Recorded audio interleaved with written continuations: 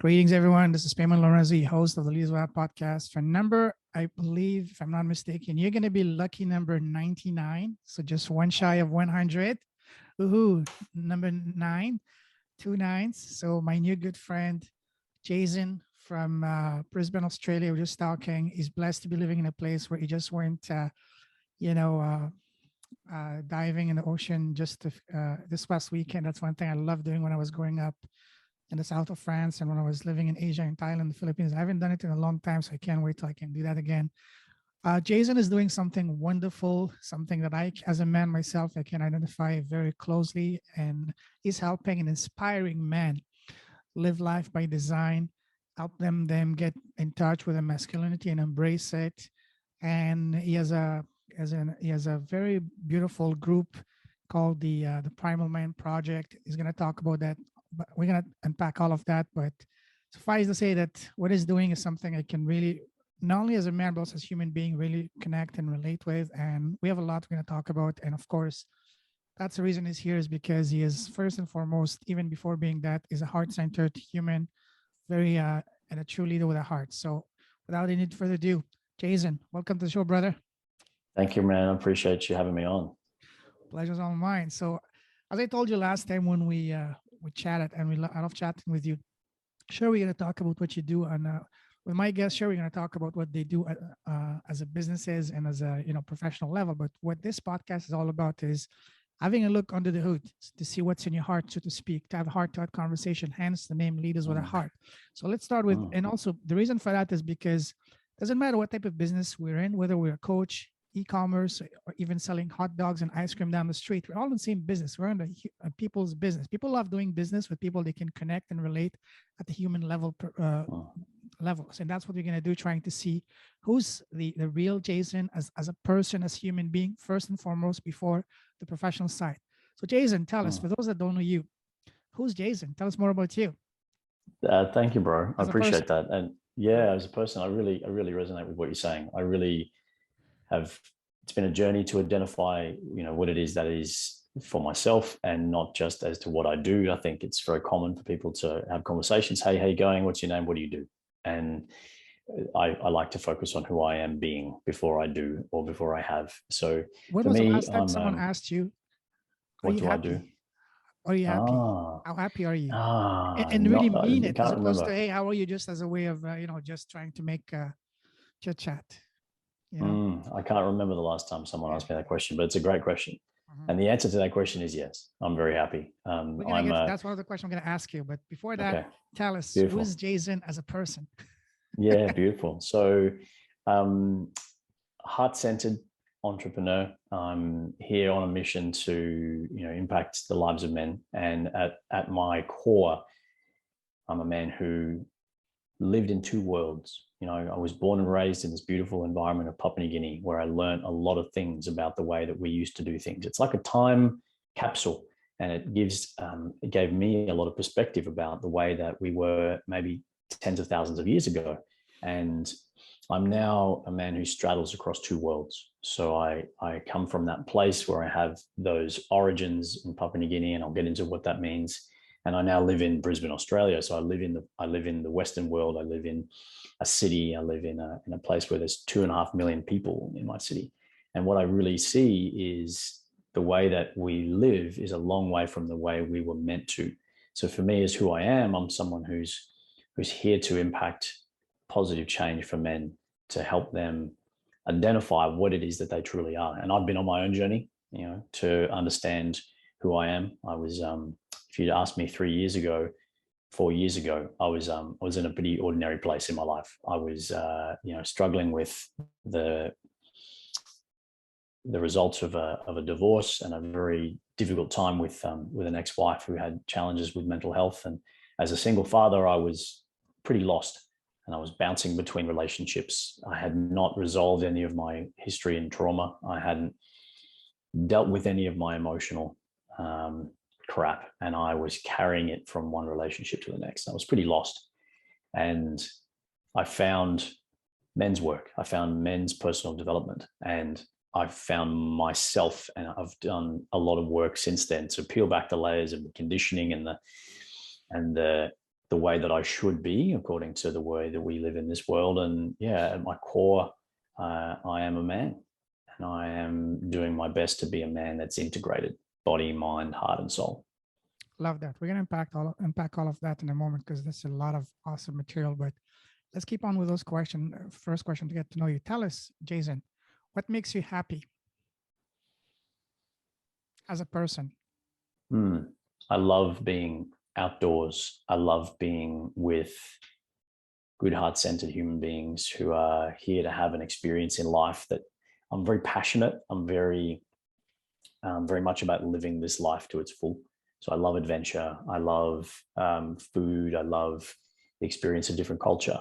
And I love inspiring other people to live full lives, and full lives meaning getting access to all of themselves, physically, mentally, emotionally, spiritually, and then sharing that with others. So really that's what lights me up, is helping people get access to all of themselves and then to enjoy living a life with them. Love that. Now, what makes you smile? My son, he's 12. Yes. He's Wow. such a funny, interesting, comedic, intelligent, witty, mischievous, dude. And we have a lot of adventures together. That's amazing. It's amazing to have a son at that age that's going to be your partner in crime and see him grow. And that's one of the greatest feelings. Absolutely. Yes. Now, let's take that feeling a little bit further. What makes you come alive? Contribution. When I see people transform their lives, and when I see people transform their relationships, and see people really choose themselves and work out what's not working in their lives, and then supporting them in creating that change that they desire, that's what really makes me come alive. Contribution. Love that. Now, on the other side of the spectrum, what makes you sad and angry?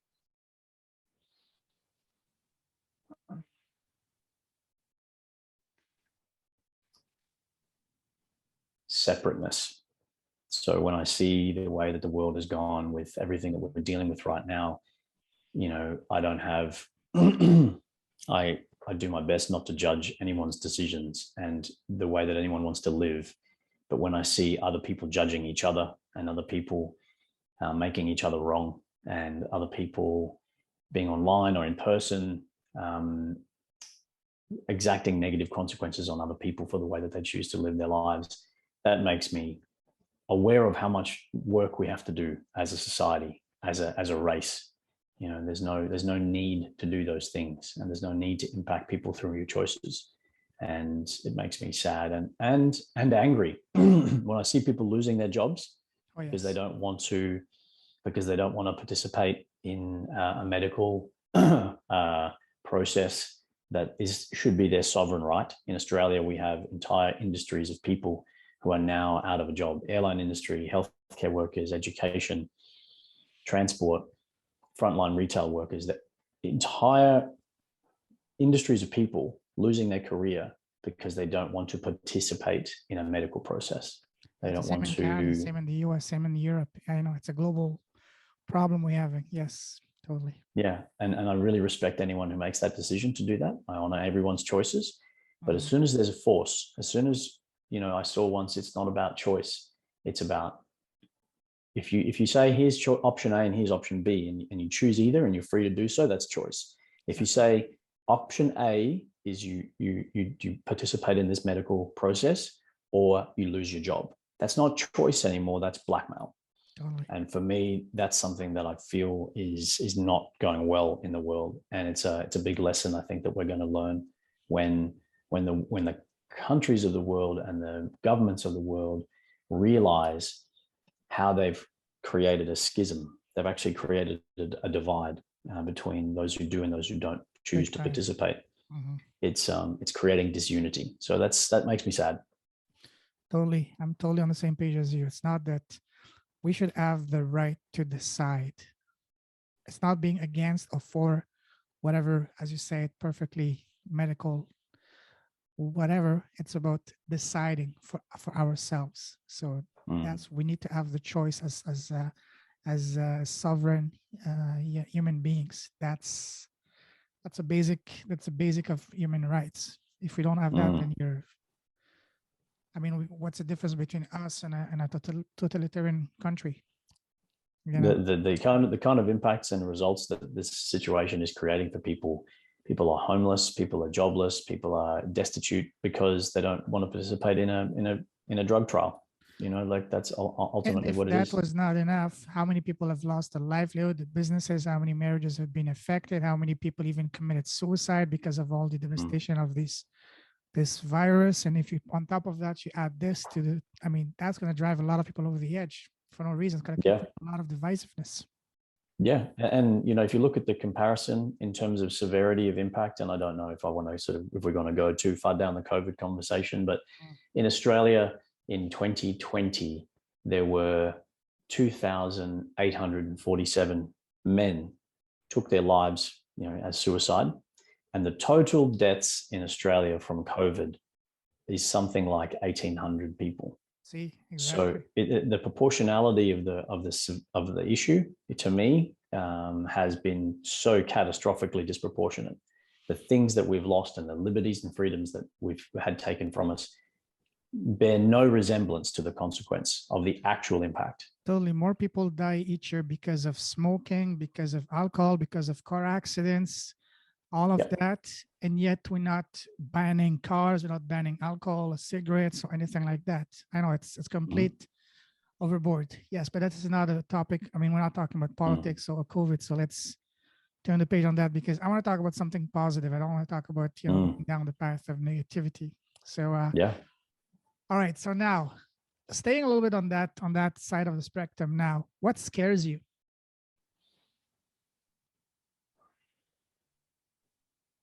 It's a great question. Then we're going to start talking about more positive things. What scares me is the trajectory that humanity is going down in terms of our individual, put COVID aside for a moment, and the way that society is living.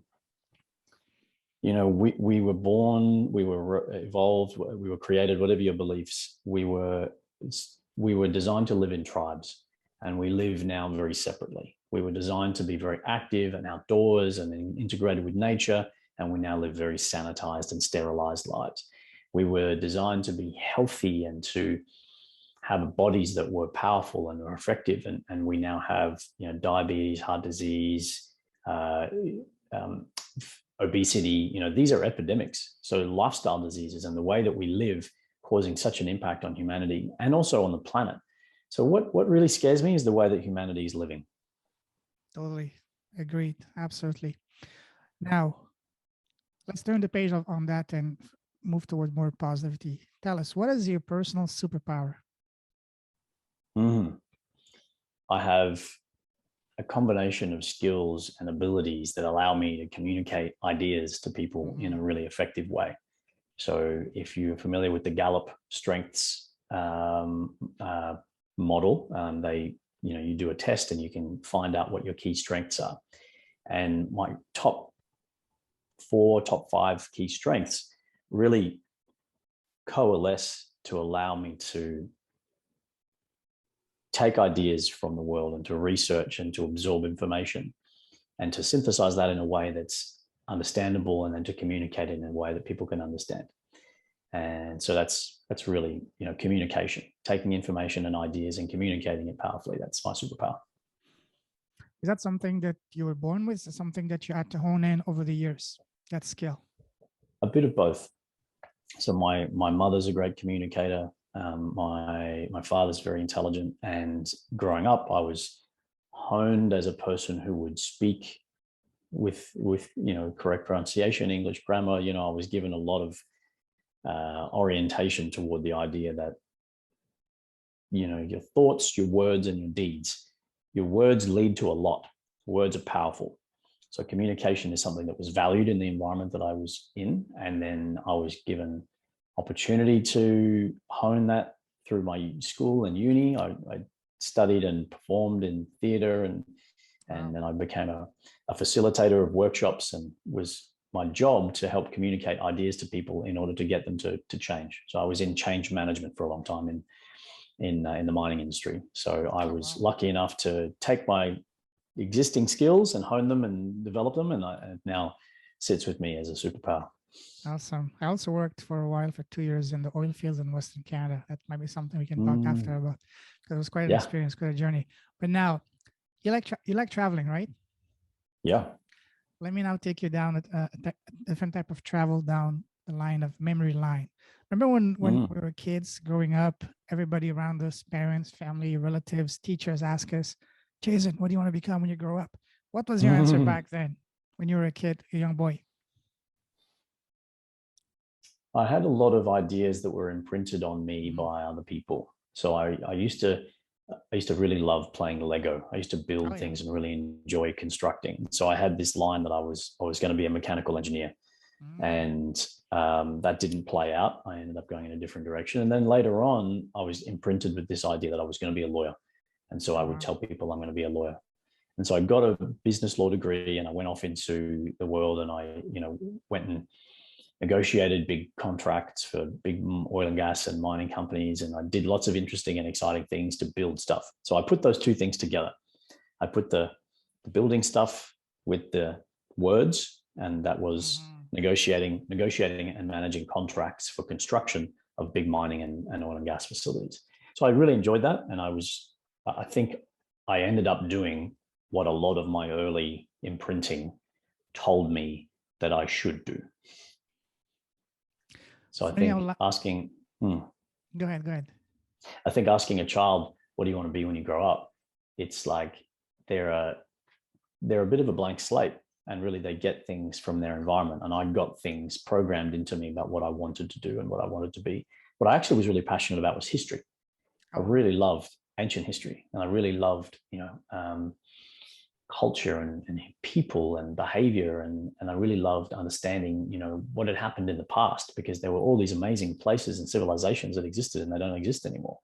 So I was totally. fascinated by history, and I told my father once, I said, I want to be an archaeologist. Oh, wow. And he said, no, you don't want to do that. They don't make any money. Yes, that's true. Wow, incredible. Now, when did you start having this desire, this passion for history? Was that when you got older, or was that from the really early ages? The reason I'm asking is because that was actually my next question. When growing up, when you were a young boy, what was your favorite subject in school? So you mentioned history. Mm, So how far mm, back? When did you get this passion for history? Was it something that you that you get more into as you got into high school, university, or was that more even in your mm. primary, middle school? So let, So go back to I when you were hadn't, in primary and in middle school. What was your yeah, favorite subject back then? um, science. So I loved learning about the natural world. I loved learning about, the things that happened in the world outside of where I was. And, and as I got older, I realized that there was nothing new in this world. Human beings were just repeating cycles from the past. So, ancient Rome, ancient Egypt, ancient Greece, these things became, points of fascination for me. And then what I realized is the lessons that we can take from those ancient philosophies, those ancient societies and civilizations are actually so relevant for us today. And it really impacted the work that I do, that understanding how humans used to be is really just understanding how humans are now, even if it is difficult for us to unpeel all the way that we are and the way that we're choosing to live now. Humans at our fundamental level are still the same. Totally. Now you mentioned us be looking at our past, especially past civilization that are now been extinct. So when you think about it, what I think sometimes, because I'm also fascinated by past history, especially the one that are not being told. I mean, we don't have much information, like say, Atlantis and Lemuria and way back, even the times of the Egyptians. So now let's look back, let's say 5, 10,000 years ahead of us. Imagine, God forbid, that the version of Jason payment 5, 10,000 years down the road, look at us as past whatever Western world or whatever civilization that has gone instinct. Do you think we're going down that route of because of the decisions that some of our leaders are doing and whatever, taking us down the path that potentially cause us to go extinct, just like what happened to Atlantis and other massive, wonderful, very advanced civilization, but because of greed and whatever, they went down the wrong path. And do you think we're going that way? I think we're certainly not living in a way that's sustainable. So if we keep going down the road that we are, it's going to lead to, I think, a really bad outcome. I'm fundamentally optimistic. Positivity is one of my key strengths. So what I know about times in the past where things weren't going well is that, generally speaking, there's new technologies, there's new ways of doing things, there's urgency that gets brought in at the time when it's needed. And I'll give you an example, a bit of a juvenile example, but there was a futurist in Paris who analyzed the amount of horse manure that was on the streets in Paris because of the numbers of horses and carts. And he said, in 100 years, Paris will become 6 feet deep in horse crap. And he said, this is a disaster. He said, we can't keep living like this. We have to get rid of the horses. We have to get rid of the horse and carts. We've got to do all these things to change it. What he didn't see was the advent of the automobile, right? So the early cars were then brought in, and now they come with their own set of issues, but the analogy is that we can only see as far in front of us as we can see using our current spectrum of reality. It's very difficult to anticipate the things we don't yet know to exist. So I'm optimistic about humanity's prospects because I think we've done a very good job of adapting to every circumstance, since the beginning of time. Human beings, if we are good at one thing only, and we had to summarize the thing that humanity does better than any other species, we adapt better than any other animal on the planet to changing circumstances and to adversity. Amen to that. I'm also optimistic like you because, well, I want to be optimistic, but also looking back at history, even though when things got gloomy at times, common sense prevailed, and I'm praying and hoping that now in the future as well, that common sense will prevail and bring us back towards the right direction. Absolutely. There's a great meme where it shows the track of evolution, and they show the monkey and the early hominid and then the human, and the final human is standing there with a spear, and then there's a dude who's overweight and he's sitting and he's hunched over at a computer, and then the guy with the spear turns around and he says, "Go back, we stuffed it up." Love that. If you have a link to that, please send it to me. I would love to see it. Yeah. It's a great meme, and so that's kind of part of the work that I'm doing. I'm that guy that's like, go back, we got it wrong. Yeah, awesome. Now, let's move forward from the time you left school to now. How would you describe your path? Would you say that once you get into one lane, was it pretty much straight sailing, smooth forward all the way? Was it like turns and twists, like a roller coaster? Oh, look, a little bit of both. So, probably the big handbrake turn that happened in my early life was my hometown in Papua New Guinea was destroyed by a volcano when I was 10. Wow. So my life up until very recently was kind of divided in half, of like before the eruption and after the eruption. And, it really changed the direction of my life. And not long after that, my family rebuilt our business and we did okay. And we recovered from that. But it's taken a long time for our livelihood. And really a lot of what we had will never be again. Sure. And from there, as a young person, I was made to be very independent. So I was sent off to boarding schools and being looked after by my elder brothers, and my family did the best that they could, under really, really difficult circumstances. But what that set up for me was I was very independent. I was very self-sufficient, and I had to go off and make my own way a little bit in the world. So I lived in boarding schools, and then on the weekends I'd stay with my brothers. So it was kind of like a bachelor house. And, we were all just learn to survive and deal with life on our own. So I'm very, very independent from that.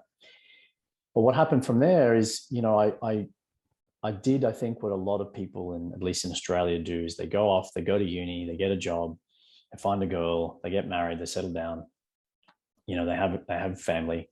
And what I think was really happening for me was that I was following a path that wasn't really my path. It was a path that was set by others' expectations of me.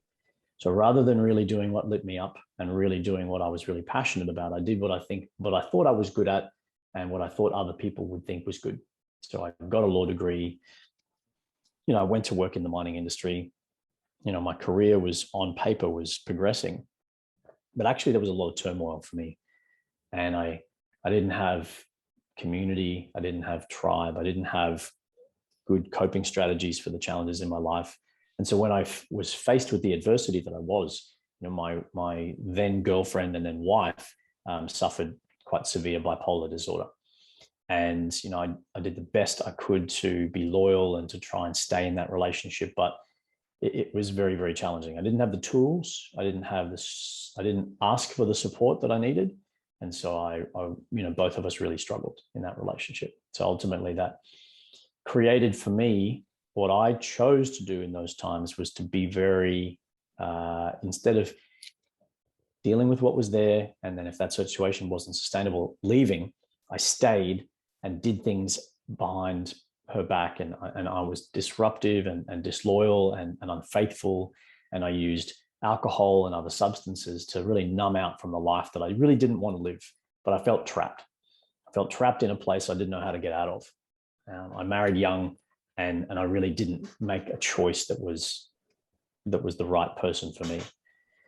So, full responsibility. I'm not blaming in any way, but I definitely had a roller coaster, of a life up until that point, up until about 3-4 years ago. Sure. Wow. Now, for the past year and a half since the pandemic started, I've had a spiritual awakening. Before, when something bad happened to me, I used to curse myself and be tough on myself and say, what did I do to deserve this? Why me? And so on and so forth, and play the victim. But ever since I've had this spiritual awakening, now I look at things from a different perspective. I look at it, okay. And because I strongly believe in the tremendous power of question and asking the right question. Instead of asking, why me? What did I do to deserve this? I ask, what is a lesson for me to learn from this? What is this trying to teach me? Now, when you, Jason, look back at all you had to go through with your ex-wife, now looking back at it, what was the lesson for you to learn from that experience? I know at the time it hurt a lot. It was very painful and very difficult. But now, looking back, what is the main lesson that this was trying to teach you?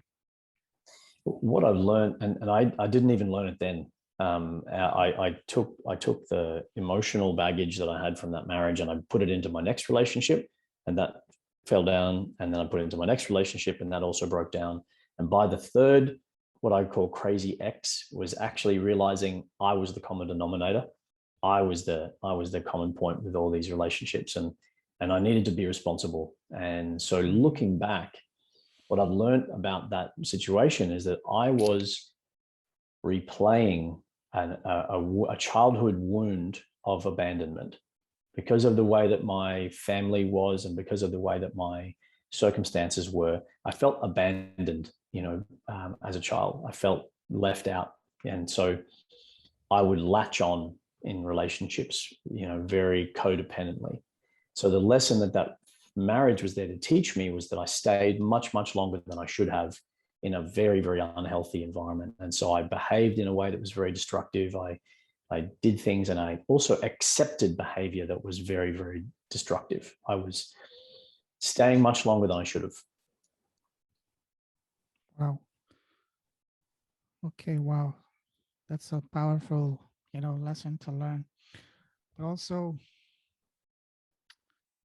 yeah, I mean, we can talk for hours because we can talk just about that for an hour, but I'm aware of your time and our time. So let's move forward. So now, I'm sure you heard the saying that says, change your story, change your life. When you have to change your story to either bring your life to where you want it to, or to change your life, how did you do it? Did you do it to the help of friends, family, mentors, books? So tell us a process of how you did it to change your story. And by story, I mean what we tell ourselves to change your life. Yeah, I hear that. I like that expression. And yeah, it definitely was something I did. I needed to do to change my story. I realized I needed to get help. So credit to her, my ex-wife, she got me a life coach. She found and looked up a lady that supported me and really starting to do the reflection on myself. So that was the beginning of my journey, was my first mentor. And, years later, after we had separated and divorced, and I had gotten these sort of string of previous ex-girlfriends, somebody said to me, hey, what you're doing is not working. I was spending a lot of time on dating apps and being very unconscious with women. And they said, hey, you need to go and do some work on yourself. So they recommended to me to go to a workshop, personal development workshop. So at that workshop, I really found that what was on the outside in my life was actually a product of what was on the inside. So if I wanted to change what was on the outside, I had to change what's on the inside. So I took the step to take responsibility for myself and really looked at where I had been out of integrity in my life. I realized I was not sincere and genuine in my relationships. I wasn't disciplined in the way that I was approaching my life. I was very overweight. I wasn't taking relationship with my body seriously. And I wasn't aware of how I was coming across to other people. I was living very unconsciously. So I took that decision to take responsibility for myself. And in that environment, I was with men, and men for the first time were safe. Growing up, I had a very strong, very dominant father figure. I went to a boarding school with pretty toxic masculine environment. And I use that word deliberately. Like, the environment there was chauvinist, racist, hostile, aggressive. And so I was really afraid of men. And once I learned that men were safe, I learned that they were also a space where I could have a lot of healing. And so that's really what turned that around for me. And I started to take ownership of my own story, started to realize the person I was only going to be changed by my own choices. Beautiful. Love that. Now, let's talk about your business. Tell us what you do and tell us more about the wonderful work you're doing now. Beautiful. So after this workshop, I really saw the power of men's work, and I felt like I'd come home. And so I dived both feet into this idea of helping to heal myself. And then once I'd gone through all the different workshops this business had to offer, I realized I actually had it in me to help other people. So I started volunteering as a crew member on these workshops. And I realized that I had the skills, I had communication, I had self-awareness, and I had an awareness of my own healing journey. I could start to share this with others to help them. And so I recognized in myself that I wanted to become a life coach and to help other people on their journey. So I started studying. I've described to someone not long ago, I spent probably about $50,000 in total on personal growth, courses, workshops, seminars. I've listened to probably 100 different audiobooks on personal growth, and there's no ego in that. It's just been my journey. Like, I really love gathering information. That's a great way to spend your money. It's because it's all about personal growth. That's the best kind of money you can spend. Absolutely. I 100% agree with that. So I invested a lot of time and effort into learning about myself and then how to help and heal others. And, what I learned was that I could go to these powerful workshops and I could go and attend these events. But in between those times, I needed a group of men. I needed a community of brothers that were going to hold me accountable to a higher standard of myself, a new standard that I was holding myself to. So I created the Primal Man Project out of an inspiration. I had a experience using a practice called holotropic breath work. And it's a practice where you use breath and you induce an altered state of consciousness, and you have visions like a dream or like a plant medicine journey. You have visions and quite profound experiences. People meet their relatives who've passed on. They have conversations with God. They can do all sorts of amazing things. And inside of one of these breath works, I had a vision of a man's face, and he didn't say anything, but I knew he was an ancestor of modern Europeans. And I could see just with his face, he was wild and unkept and just not of this time. And his face was sad, deeply disappointed in what we had become. And it was really clear for me that I was part of the problem. And so in this vision, I was like, wow, okay. It's like a spiritual punch in the face. He was the man standing in the chain of people saying, go back, we got it wrong. He was the one pointing to me saying, you got it wrong. And I felt this kind of weight on behalf of a lot of humanity to think, far out, it's we're getting it wrong. And then he just nodded. And I knew exactly what that meant. The nod was like a call to action. And I woke up out of the vision, and I was there on a men's work retreat with these men on the beach.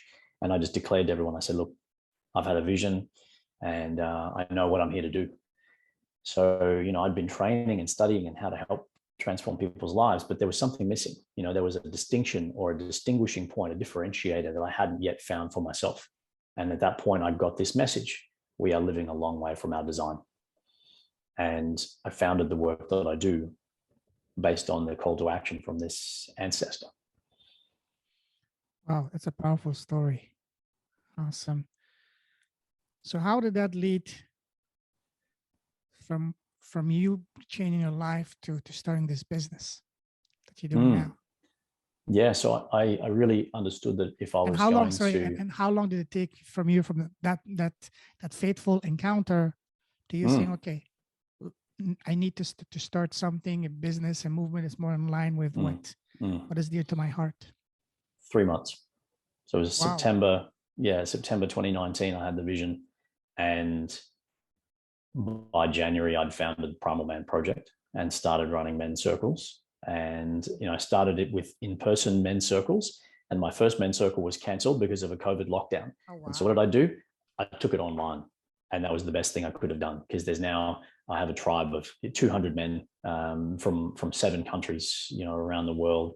And we meet every 2 weeks on Zoom and share just authentically, what's going on in our lives, what are our challenges, what are we grateful for. And I've run almost probably 100 men's circles now, online and in person. That's phenomenal. I thought this was 5, 6 years ago, but you're saying it's been just what less than 2 years ago. That's phenomenal. Wow. Less than Well two done. years. Yeah. Well done. Thank you, brother. And You're I welcome. felt really called to share the work that I had learnt from other teachers and other coaches and men's work leaders I'd been with. So I knew that nature was important. I knew that the body was important. I knew outdoors and transformation. And so I created retreats, which I now run in Brisbane, which are men's business. It's an expression we have in indigenous cultures, secret men's business. But it's a day-long retreat where we take men to the bush and we bring them back as better fathers, partners, husbands, sons, leaders. We bring them back as better men. They What get do they you get an teach them opportunity. there? Do you teach them how to survive, how to just being No, among it's not. men, be a man, or It's not survivalist. It's about deep inner inquiry. So it's mm, understanding who we are, body, mind, heart, and soul, and taking that truth, taking that clarity, and taking it back into our lives. and deep conversation with like-minded men, I guess, on the way? 100%, 100%. Yeah, beautiful, authentic sharing, deep interpersonal practices, embodiment practices to help release emotion from the past. Really, the way that I like to describe it is we get complete with everything that's happened in our past.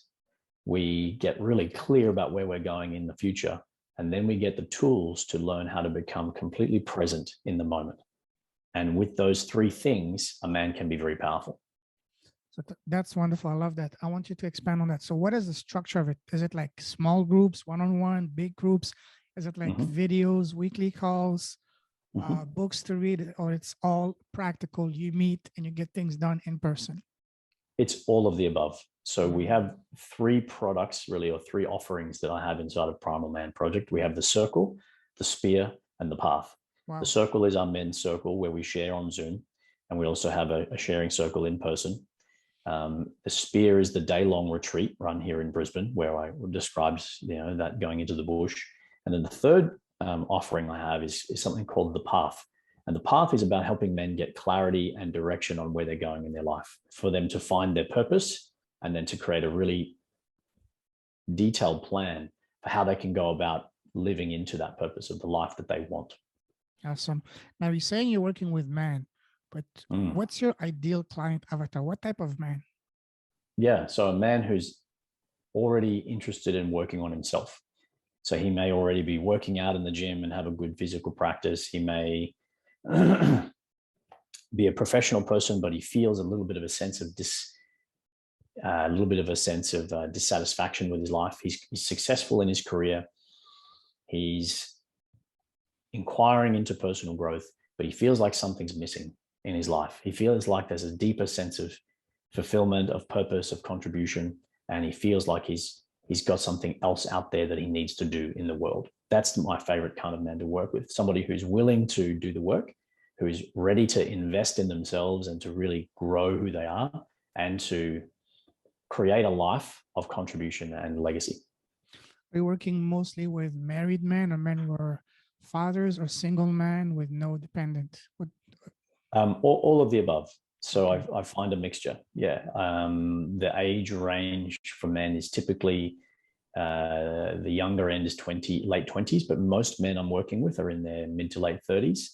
And even men who are actually on the way to retirement, men who really want to find out what they want to do with the rest of their lives. Basically, there's this, when we evolved, we were living in tribes. And when we had tribes, we had a really clear purpose.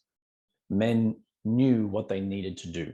They needed to hunt, they needed to protect the tribe, and they had a very clear purpose. The challenge with the modern world is that we don't have inherent purpose. We have to find it or create it for ourselves, which is a double-edged sword, because it means we don't have it to begin with, but it means that we get to create it for ourselves. So that's where this idea inside the work I do is helping men to live life by design. And that means the way we were designed to live, and then also by what we choose to live and do. And so that's something that's very common to a large range of men, is feeling a sense of something's missing. And I help men to find that missing part for themselves. Awesome. Now, an integral part of business is having an irresistible offer. What is your irresistible offer? I help men to find their true nature and to embody living it every day. So my irresistible offer is that I can help men find purpose in their lives, and in three ways: happier, healthier, and more fulfilled. The practices and the courses that I teach help men to get access to all of who they are. And I run a program online that starts on the 10th of January, and that's the Path program I mentioned. And it's a small group coaching program delivered online with powerful practices, resources, content that I've produced, and group coaching that helps men to walk this path together as a group of brothers to embody what it is that they're here to do in the world. And yeah, that's the work I'm most passionate about, because it will help to impact the world in a really meaningful way. Love that. Now, share with us an example of the most remarkable transformation you've seen from one of the men you've helped with so far. Oh, there's dozens, but I'll give you a couple. So I worked with a man who was a marine biologist, and he was a relatively successful man, but he lived a life where he constrained himself. He was successful on paper, but he wasn't really thriving. And what we found out when we did the work that I do in the Path is we actually got in understanding his values. And one of his core values was actually safety. So he was living effectively out of fear. And so he was a marine biologist who owned a boat, but his boat was covered in dust. He never took it out. He lived in a very, very safe place in a small town, and he had deadbolts and big locks and bars on his doors. He lived in fear. And his son was 10 years old and didn't know how to ride a bike, which in Australia is like, there's a lot of space here. And so, yeah, it's very unusual. So I did the work with him to understand that his value of safety was actually holding him back, and that he was driving with his handbrake on, is the analogy I like to use. So when we switched that value around and we turned it into a value of adventure, he now, in 12 months, he doubled his income because he was able to more powerfully step into the work that he was doing. His son is now a BMX champion. So from not knowing how to ride a bike, he's right into it. And he's now a freediving champion. So the father himself spends a lot of time diving, spearfishing, out in the water and on the reef. And that boat does not have dust on it anymore. That's phenomenal. Wow. Talk about the change. And that, I'm sure that brought the father and the son much closer. Now that they have things in common, they can do amazing, cool stuff together. There's nothing more fulfilling than that. Yeah, 100%. I mean, and another great story I love to tell. I worked with a man who was a former alcoholic, but he was living, when I met him, he was depressed, didn't have a job. He was on the couch most days, just on social media and watching Netflix. Didn't have a way to support himself or his family. He was living on his girlfriend's couch, just not really embodying the work that he should have been doing. And when we found his purpose, when we found his mission, when we did the work of finding his values, we really helped unlock him. He's now a peak performance coach working for one of the top fitness coaching companies in Australia. And he coaches CEOs in optimizing their physical and mental health to achieve phenomenal results. And he's now himself a weightlifting champion. and he's one of the top coaches at a peak coaching body in Australia. So he really unlocked himself, and he's now off in the world having an amazing impact. Phenomenal. Well, I love that when I hear this kind of impactful, results out there. God bless you, brother. Keep shining your light. Keep doing it. That's amazing. Thank you, man. Thank you, brother. No worries. Now, what is your marketing game plan? How are you getting your clients? So I meet men generally through social media, connecting via outreach and through interactions in men's groups and different opportunities I have, like today, to share the work that I'm doing online. And then men come and get involved in the work I do by joining my free Facebook group. It's a great community of men who are, all in the same mindset of trying to work on themselves to be better men. So they come and join the Facebook group. They come along to the free men's circle to really understand what it is to be authentic and to share and to be amongst other men. And from there, they have an opportunity to come along to our retreats and group coaching programs. So it's a safe place for men to be. And it's free, and it's a place for men to understand the work that I do, see if they resonate, and if I can support them to live better lives, if I can help them transform the way they are and create the life they want, then they feel very magnetized to want to come and be involved in the work that I'm doing. I agree with you, because one of the most powerful ways to sell anything you're selling that no amount of marketing can touch is testimonials and success stories. And if you can bring those, then those gonna be like fire, like adding fuel to the fire that's gonna never stop. Well done on that. You're on the right track, brother. I love that. Awesome. Now let's move forward. The theme of this podcast is building impactful businesses and cause-driven businesses. Now, for you, Jason, what would you say is a cause that is very dear to your heart? Helping men to live more fully, helping them to live life by their design. Yes, I can see that. I can see it when you speak. I can see it differently. I can feel and see the passion, because you talk directly. I can see it when someone's talking with their mouth. I'm talking from the heart, and I can see definitely with you that your words are not coming from your mouth. You're coming directly from your. I don't know if your camera can see it, from your heart. So It's true, bro. It's true. I care a lot about this work, and I've been involved in not only through my programs but through other workshops, and I've had the opportunity, I've had the honor of helping hundreds of men to transform their lives, to change the way that they operate and change the way that they do things. And that speaks volumes. When people hear about the work that I do, it's generally from men who've done this work and who've changed their lives. I agree with you totally. The moment you switch, I used to be like that, focus only on money and material things, to now focusing only and strictly on impact. When you focus on impact, not only will live a much more fulfilling, funner life, but also you don't have to worry about the money. Money is going to take care of itself. What is money? Money is basically the organic result and outcome and natural byproduct of the impact you're having out there, as far as I'm concerned. 100%. I operate my business through the principles of impact and abundance, because I'm really clear that when I have impact on men's lives, they create abundance for themselves. Abundance in terms of happiness, and abundance in terms of wellness, and abundance in terms of also material success. Abundance for me is multifaceted. So sure. Impact and abundance is the way I operate. Absolutely. Now, we could talk for hours and hours, but let's wrap this up. I'm going to ask you some final questions. Now let's talk about advice. What would you say has been so far the best piece of advice you've received in your life? There's no such thing as natural talent. There's just people who've worked harder than you. Very true. And what would you say has been so far the worst piece of advice you've received so far? Get a job? Yeah. Especially when you're just starting? Play it safe.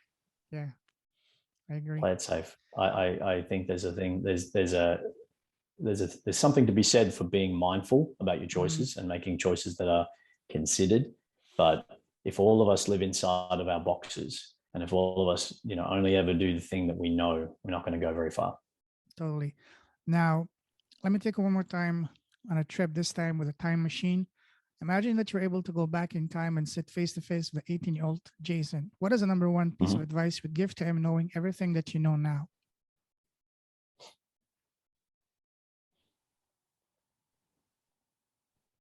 It's going to be hard, but there is an amazing life for you on the other side of everything that you're going to go through. Mm-hmm. And when you feel like you're alone, know that it's building the muscles that you'll need later. Totally. Totally. I see life as a video game. You have to accomplish certain things to get to the next level. You have to overcome certain obstacles, meet certain person, go through certain things at the right time, at specific times, just like leveling up each time. Everything that I've been through is necessary to have created for myself who I am today, to be able to impact the people that I do. Totally. Me and you would not be where we are now, and we are now without having gone through all the crap that we had to overcome and all that. Absolutely. And that's why I will not change anything. Me neither. All right. Now, do you have your own podcast? No, I don't. I have an interview series that I'm kicking off. I have historically had it. It's on YouTube, but yeah, no, I don't currently have a podcast. All right. Now, imagine now that you have your podcast, very successful, and today you're having the most special guest in the world, which is yourself. You're interviewing yourself. What is the first question you want to ask yourself? Don't think too much. What is the first question that comes to your mind?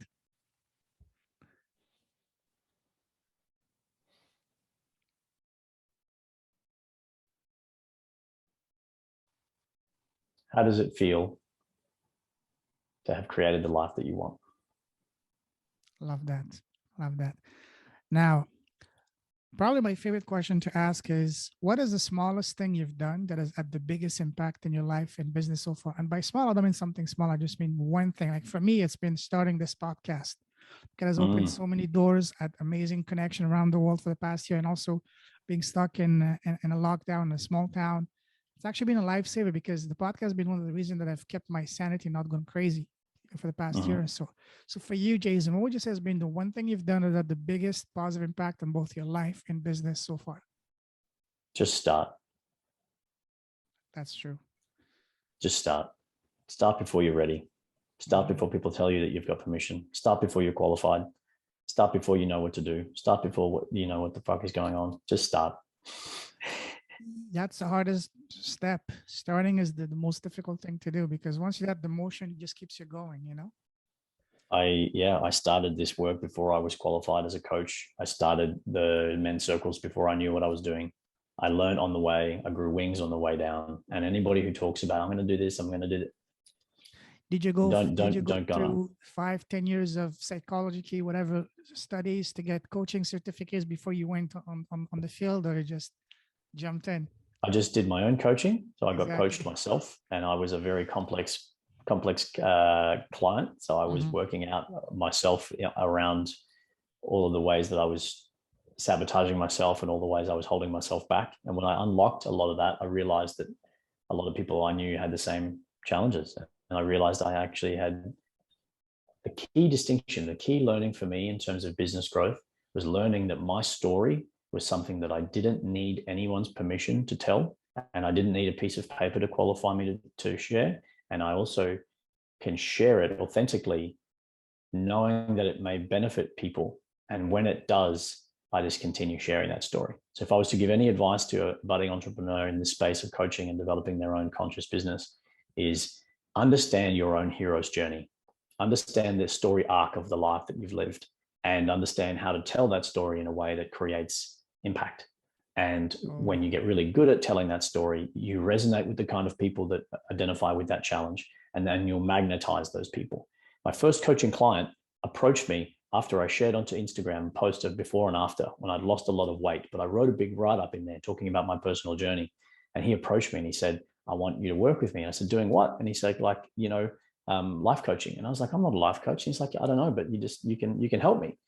So if you tell your story really powerfully, the people who are resonating with what you're saying will be attracted to.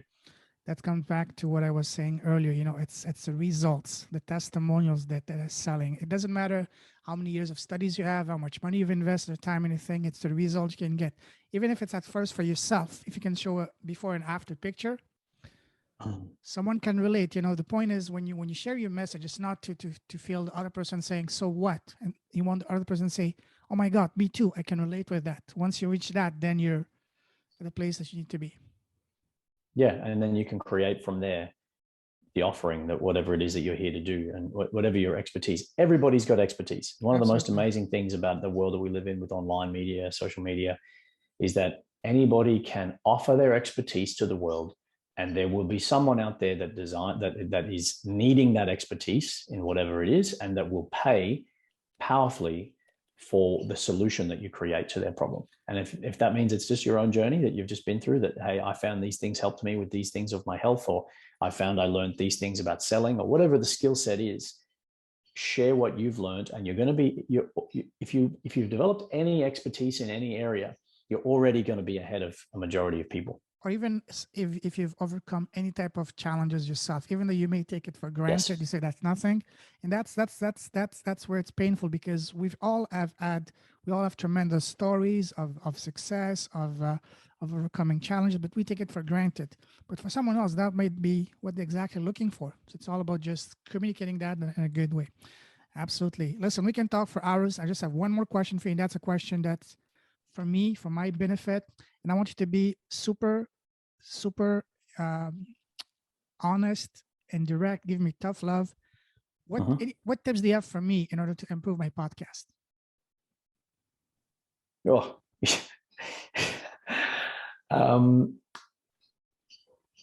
be as direct as possible. Don't try to be nice or whatever. Just be direct.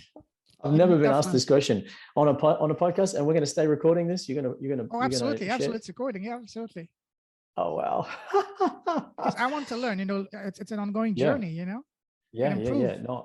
No. I think you've done a great job, Pam, and I think your questions are very powerful.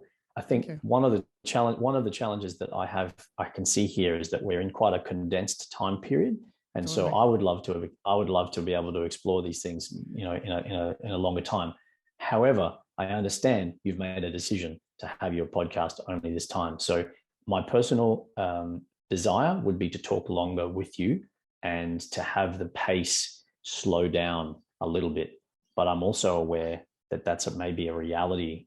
So if I could give any suggestions, maybe less questions, delivered more slowly, and allow the space for the conversation to just be organically developing, as opposed to the Q&A style. The things that I've found to create the most value is when we can have a dynamic, fluid conversation exploring an idea, as opposed to an interviewer fire response. Love that. Thank you.